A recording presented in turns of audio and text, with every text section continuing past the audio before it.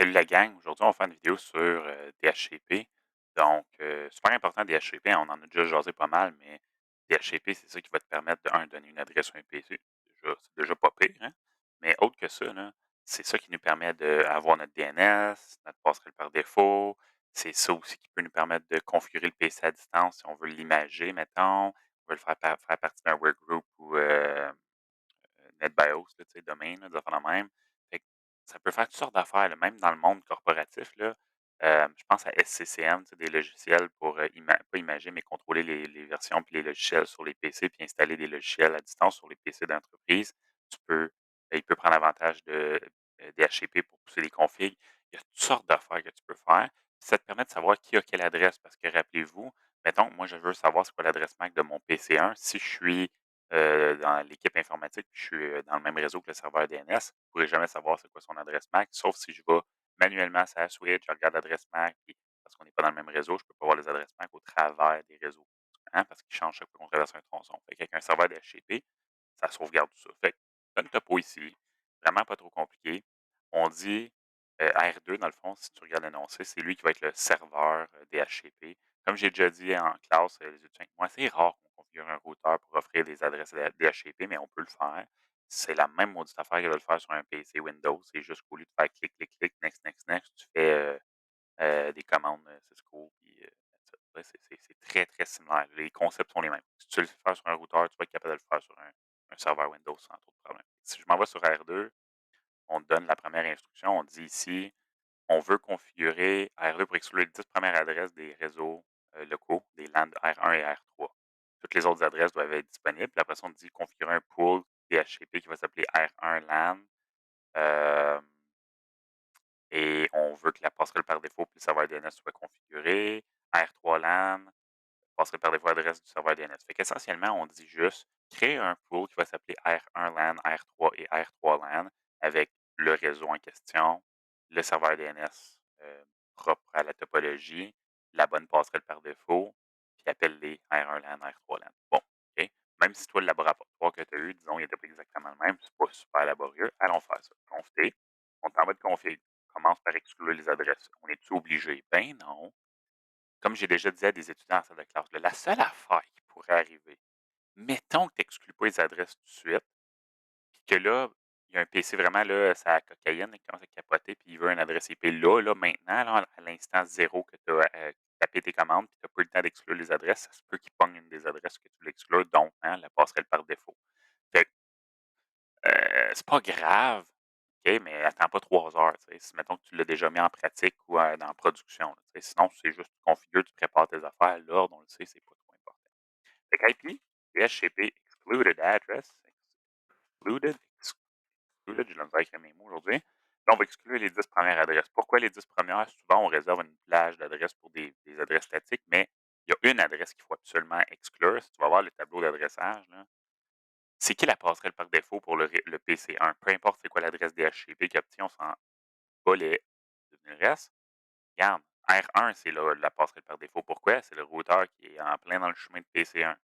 192.168.10.1 pour le PC2 qui est dans le réseau R3 LAN. C'est quoi? 192.168.30.1. Il faut absolument exclure cette adresse-là. Si on ne l'exclut pas, ben, la passerelle par défaut va être donnée à un autre PC. R2, il ne sait pas, lui, c'est quoi la passerelle par défaut.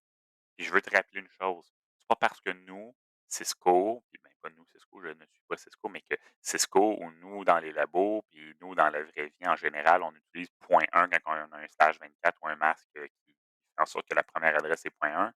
C'est pas parce que .1, on l'utilise comme passerelle par défaut qu'on est obligé. On l'a déjà dit, je pourrais prendre .2, .19, .69, je pourrais prendre 96, je peux prendre ce que je veux. C'est sûr qu'on prend tout le temps .1 ou la première adresse ou la dernière 254 parce que c'est plus intuitif.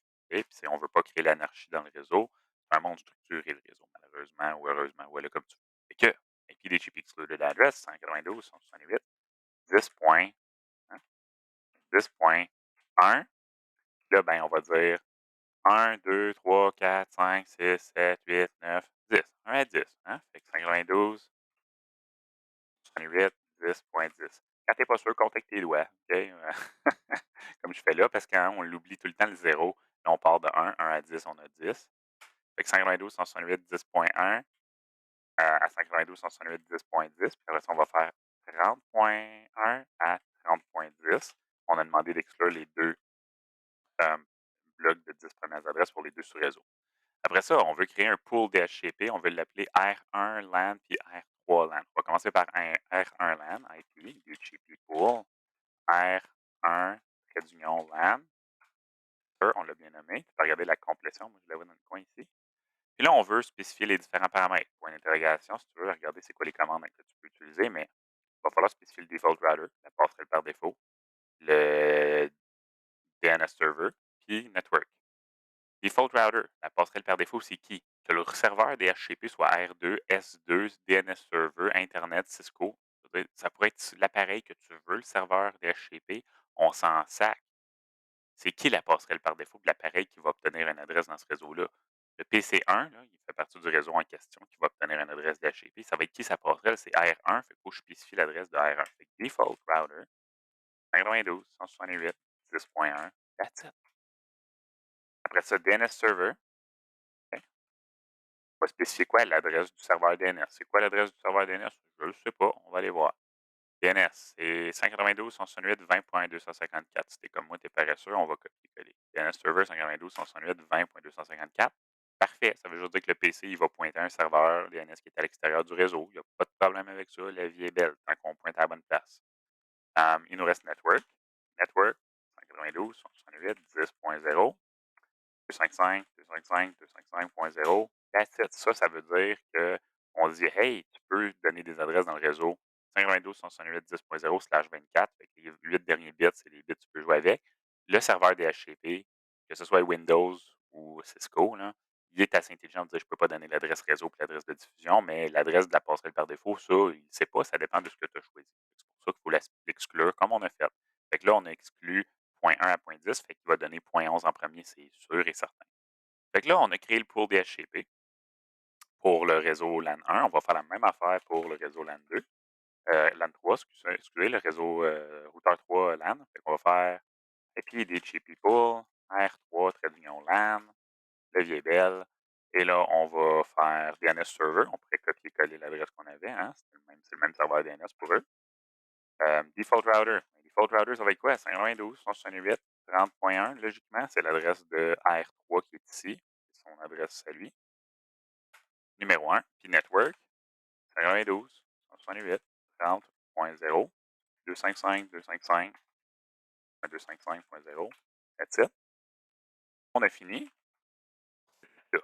Puis là, je te rappelle une chose. Hein, quand on fait la commande network pour spécifier le réseau qu'on va attribuer des adresses, il y en a qui m'ont déjà dit: «Hey, je peux-tu utiliser le masque sur réseau un masque sur réseau plus grand pour donner moins d'adresses? Tu sais, je pourrais-tu, mettons que le réseau c'est un /24, je peux-tu faire /28 quand je fais la commande network pour donner moins d'adresses?»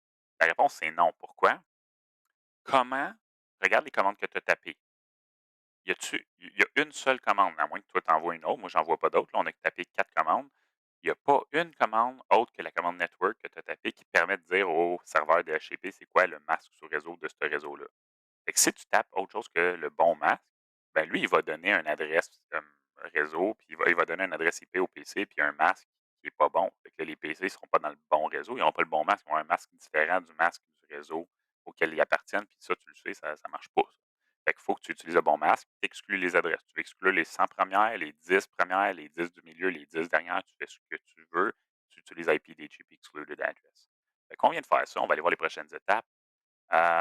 Configurer le relais DHCP. Fait que là, en ce moment, là, R2, il est serveur DHCP. Là. Tout est beau, la vie est belle. Mais si je m'en vais sur le PC1, il n'y a toujours pas d'adresse, puis il n'y en aura toujours pas. Regarde. Boum. Tu vas voir son adresse, c'est quoi? Ça va être 169.254 quelque chose. 169.254.20.12. Hey, ça c'est hot, ça.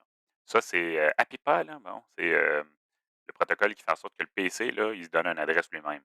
Si ton adresse commence par 169.254, un slash 16, c'est le protocole qui est utilisé, tous les PC de la planète font ça, là.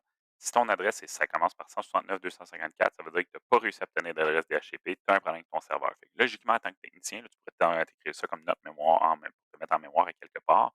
Si je vois 169, il y a un problème. Ou c'est Benjamin qui est passé par là et qui a fait une niaiserie parce qu'il aime bien ça utiliser 69 partout. OK? Bon, ça, c'est une autre histoire. Fait que 169, 254, tu vois ça, c'est pas bon signe. Mais là, pourquoi je ne suis pas capable d'avoir l'adresse? Parce que là, mon serveur de DHCP il est configuré. Ben, Oublie pas, là, si on va en mode simulation, puis je prends 30 secondes avant qu'on fasse la config, on va faire afficher aucun, on va afficher seulement DHCP. Il y a bien ce qui se passe, là. J'affiche juste les paquets DHCP. Mon PC, on va le remettre en mode temps réel, là, parce que là, il est un peu cave. OK. Simulation, je me mets en mode DHCP, boum, regarde bien ce qu'il fait. Dès que je le mets en mode DHCP, il envoie un message DHCP, il dit c'est la première étape de Dora, hein, Discover. Il dit Hey, y a-tu un serveur DHCP ici? Là, R1, il fait comme qu'est-ce que tu veux, man? J'ai aucune idée de quoi tu me parles. Lâche-moi. J'essaie de dormir. J'essaie de faire mon routage. J'essaie de faire autre chose. Je sais même pas c'est quoi ça. Il dit j'ai aucune christie d'idée, là. C'est R2 qui est le serveur DHCP. R1, il est même pas au courant qu'il y a un serveur DHCP. Fait que le routeur 1, qu'est-ce qu'il fait? Il dit il mange la crotte. Il répond pas. Là, le PC, il en envoie encore, encore, à l'infini. Il va dire à toutes les X nombre de secondes, ah ouais, y a-tu un serveur DHCP? Mais R1, il ne sait pas qu'R2, c'est un serveur DHCP. C'est pour ça qu'on a besoin du fameux relais. Une diffusion DHCP pour une requête, pour trouver un serveur. Le PC n'a pas d'adresse, il envoie une diffusion dans son réseau local. Seuls les appareils du même VLAN slash réseau local vont recevoir la fameuse dite diffusion. Donc, il faut qu'R1 il y ait une manière de dire Hey, envoie les requêtes DHCP à la bonne place. OK? Fait que là, on dit ici configurer le relais R1 et R3 en tant que relais DHCP. Puis là, si tu regardes, techniquement, tu as deux options. On va faire ça intelligemment. Là, OK? R1, c'est à quoi il va pointer comme relais? Il peut pointer à l'interface ici à gauche, série de routeur 2, ou l'interface de droite. Les deux, ça va marcher. Mais lequel qui est plus intelligent? Si R1 pointe à l'interface de droite de R2, ben là, ça veut dire qu'il faut que le paquet traverse R2, aille à son interface ici pour être traité par le routeur. C'est contre-intuitif. C'est vraiment du gaspillage. C'est stupide. Et c'est moi le dire, c'est stupide. C'est bien mieux de juste pointer à l'interface à laquelle tu es connecté. L'interface directement connectée de R1 à R2, tu enlèves les problèmes de routage, tu enlèves plein d'autres cossins.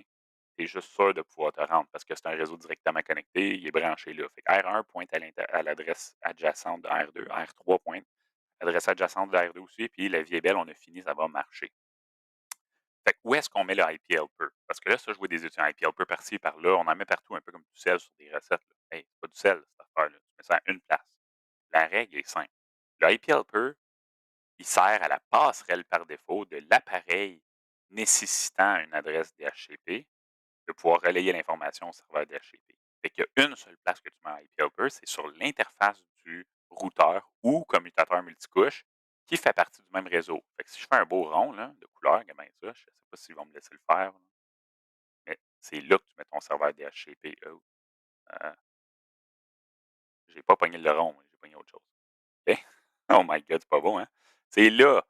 La diffusion se rend jusqu'au routeur. C'est lui le routeur qui est la passerelle par défaut. C'est là que je le mets. Routeur 3, c'est la passerelle par défaut de PC2. C'est là que je mets le IP helper. That's it. Je mets l'IP helper sur l'interface qui fait partie du réseau du client DHCP. Puis je dis, hey, où l'envoyer? That's it, j'ai fini. Fait qu'on va faire quoi? Je ne sais pas c'est quoi l'interface. On va aller voir les interfaces. Ça doit être G00. OK. Interface G00. Tout ce que j'ai à faire, c'est IP helper address. Là, je pointe à l'interface euh, qui est adjacente à R1 ou à R3. Là, je suis sur R2. Je me suis trompé de place. Excusez. Oublie R2. Oublie R2. On retourne sur R1. Mon beau fiasco ici, là. Hein, ça ressemble à une espèce de gros tas de boîtes, mais c'est pas grave. Enable, compter, interface G00. Puis là, ben, R1, lui, il est dans le réseau 10.1.1, fait que ça doit être 10.1.1.2. Fait que 10.1.1.2. Puis helper address 10.1.1.2. That's it. OK. Je m'en vais sur R3, je fais la même maudite affaire, mais là, je vais pointer à l'adresse de l'autre côté. Fait que si je regarde R2, c'est 10.2.2.2. Bon, OK. Enable, conf puis vous voyez ici, on recommence ça. Conf NG00, IP helper address 10.2.2.2. That's it, that's all. On retourne sur notre PC où est-ce qu'on a notre espèce de gros tas de boîtes. Là, regarde, boum, la requête DHCP a marché. Pourquoi? Ben, regarde bien ça, on va le faire en mode statique. Simulation, on va aller DHCP, là, regarde ce qui se passe. Le PC envoie son paquet, comme tantôt, on va à Switch, puis il l'envoie au routeur, il est dans le même réseau, c'est une diffusion. Là, le routeur 1 dit quoi? Il dit Hey, tu veux parler au serveur DHCP? Ça tombe bien, j'ai un IP helper de configurer sur l'interface qui vient de recevoir le message DHCP, je l'envoie à R2. Puis R2 va pouvoir répondre, tu sais, répondre à la R1 qui va pouvoir envoyer la réponse, toute la communication à PC1. Là, j'ai une question l'autre jour, puis j'avais pas compris que c'était ça la question au début. J'étais comme: «Hein, qu'est-ce qu'elle voulait dire cet étudiant-là?» Mais quelqu'un qui me demande comment que le routeur fait pour savoir, hem, c'est quoi le bon pool DHCP? Parce que là, le routeur 2, on est d'accord que le routeur 2, il y a 2 pools DHCP. Il y en a un pour le réseau PC1, puis un pour le réseau, ce que le PC2. Le PC2 puis le PC1, ils obtiennent des adresses différentes. Regarde, 30.11, il obtient la bonne adresse. PC1, il obtient 10.11, il obtient une adresse dans le bon réseau. Chacun obtient une adresse dans le bon réseau. Comment le routeur, qui soit directement connecté, que ce soit R1 ou peu importe, là, comment le serveur DHCP, peu importe où il est, dans ce cas-ci c'est R2, fait pour savoir de quel réseau provient la requête DHCP, puis dans quel pool aller chercher une adresse à attribuer? Comment que R2 fait pour savoir que l'adresse qu'il faut qu'il donne à PC1, c'est une adresse dans le réseau 192.168.10? Puis comment il fait pour savoir qu'il faut qu'il donne une adresse dans le réseau 192.168.30 à PC2? Super niaiseux. Tout ce qu'il fait, il regarde deux choses, soit l'interface d'où provient la requête DHCP. Fait que si, mettons, R1 serait le routeur DHCP, puis qui ferait du router on a stick ou du routage inter-VLAN, c'est un commutateur multicouche, il regarde le sous-interface ou l'interface VLAN d'où ça vient, puis il va dire: ah, ça vient de ce réseau-là, hein, parce qu'il y a une diffusion dans ce réseau-là, puis c'est ce réseau-là qui a reçu la réponse, la requête. Ou dans le cas d'R2, vu qu'il est ailleurs, ben, PC1, il envoie sa requête DHCP. Elle est reçue par l'interface de passerelle par défaut de R1 du réseau 192.168.10. Ben, routeur 1, quand il va envoyer le message à R2, il va envoyer le message à l'aide de l'adresse source 192.168.10.1. Si tu regardes là, en mode simulation, là, voici ce qui se passe. PC1, bing bang, OK. Là, tu vas avoir deux messages de HTTP. C'est pas bien grave. Si je regarde le message DHCP, boum, ça, c'est le message qui sera à R2. On va aller voir le message qui sera à R2. Hop, bon. Ça, c'est le message que R2 reçoit. Regarde, l'adresse source, juste avant. Oui, pas aux bonne place. Celui-ci. OK, regarde l'adresse source. Ça, c'est le message que le routeur 1 envoie à routeur 2. L'adresse source, 192.168.10.1, donc l'adresse de la passerelle par défaut du PC. Destination 10.1.1.2, c'est-à-dire l'interface d'R2. Fait que quand on utilise IP Helper, qu'on envoie un message DHCP ailleurs dans le réseau, l'adresse source va toujours être l'adresse de la passerelle par défaut du réseau qui a besoin, ou de l'appareil du réseau qui a besoin d'une adresse DHCP. Fait que comme ça, R2, quand il reçoit le message, il dit: ah, ça vient du réseau 192.168.10, il faut que j'aille chercher une adresse dans le pool 192.168.10. Quand ça vient d'R3, pour le réseau local, le réseau routeur 3 LAN, ça va venir de 192.168.30.1. Fait que quand c'est un routeur distant, c'est comme ça. Puis quand c'est un routeur lui-même qui fait le router on a stick, il y a des sous-interfaces ou des trucs comme ça, ou plusieurs réseaux différents, ben, il regarde de quelle sous-interface ça vient. Il regarde la même affaire, l'adresse de la passerelle par défaut qui a reçu le message. That's it. Fait que c'est un petit détail, mais j'avais trouvé ça intéressant comme question. Puis je l'avais pas réalisé sur le coup. Je me suis comme: «Hein, c'est quoi cette question-là?» Puis je fais comme plus tard, quand je suis arrivé chez nous, je dis: «Ah, c'est ça qu'elle voulait savoir!» Bon, fait que c'est important quand même à savoir, je trouve que c'est cool. Fait qu'on a configuré ça. Tout ce qu'il nous reste à faire, c'est configurer R2 en tant que client. Fait qu'on va aller configurer l'interface Gigabit 01 de R2 pour recevoir une adresse DHCP. Fait que des fois, dans un réseau comme ici, mettons, on est en mode temps réel maintenant, R2, pour se connecter à l'Internet, disons que tu n'as pas une adresse dynamique, tu n'as pas une adresse statique, tu n'as pas payé ton fournisseur d'accès Internet pour une adresse statique, ben, il faut que tu configures ton routeur de périphérie pour avoir une adresse DHCP. Comme toi à la maison, avec ton routeur de maison, là, il y a une adresse DHCP de Bell, Vidéotron, peu importe le fournisseur. Qu'est-ce que je fais? Interface G0/1 va faire no shutdown, premièrement. Hein, on va activer l'interface. Puis après ça, on va faire quoi? IP address, DHCP. That's it. Pas trop compliqué, hein? Faisant ça, le routeur 2 va obtenir une adresse. Fait que là, en ce moment, c'est assez ironique parce que R2 est client et serveur DHCP à la fois. Fait que ça se fait, ben oui. On va aller voir que tout a marché sur IP Interface Brief. Ouais, j'ai pas encore eu d'adresse. Pas encore eu d'adresse, j'ai pas encore d'adresse. On va attendre un peu. Il faut être patient. C'est vert, je pense qu'on va avoir une adresse. Interface Brief. Ah, là, tu vois, j'ai une adresse. 209.165, 200.254, ça dit DHCP. La vie est belle. Si on veut faire du petit dépannage DHCP, show DHCP lease. On peut voir les leases. On peut faire show IP DHCP pool. On veut voir la liste des pools. Fait que tu vois, j'ai un pool, combien d'adresses qui ont été exclues, total, combien il y en a. Je peux faire choix IP, DHCP, binding. Je vais voir c'est qui a des adresses. Fait que tu vois, routeur 2, il a donné une adresse à 10.11 puis 30.11. Fait que le PC1 et PC3, leur adresse MAC est enregistrée ici. Quand est-ce que ça va expirer? Là, c'est Packet Tracer, là, c'est pas super réaliste. Là. Normalement, tu verrais une valeur ici. Euh, Relay, là, il n'y a rien. Là. Mais ici, on pourrait voir Information. Trusted Source. Si on ne l'a pas configuré rien, radio relais. Sinon, qu'est-ce qu'on a d'autre? Ben, conflict, si on a des problèmes. Puis normalement, on aurait statistics, mais on ne l'a pas dans Packet Tracer, cette commande. Fait que bref, il y a des petites commandes comme ça, choix IP DHCP ou show DHCP pour pouvoir faire du dépannage. Fait que c'est vraiment pas plus compliqué que ça, gang, DHCP.